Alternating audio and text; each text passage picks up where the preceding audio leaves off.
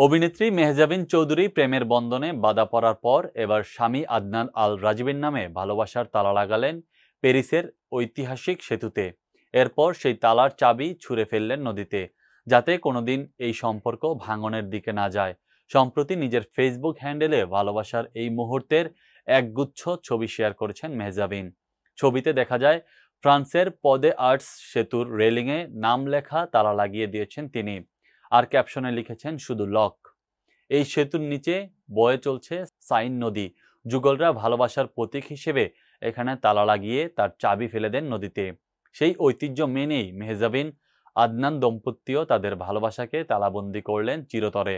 তবে ঠিক কখন তালা লাগিয়েছেন তা স্পষ্টভাবে জানা যায়নি, কারণ সম্প্রতি মেহজাবিন ইউরোপ সফরের ছবি পোস্ট করেছেন নিয়মিত।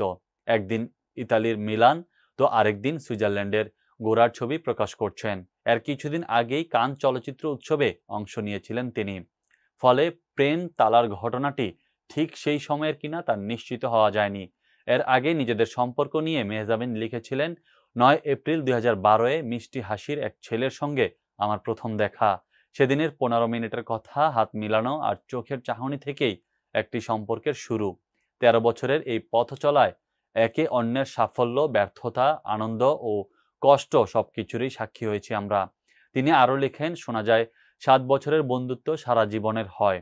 আমরা তো তার দ্বিগুণ সময় একসঙ্গে কাটিয়েছি।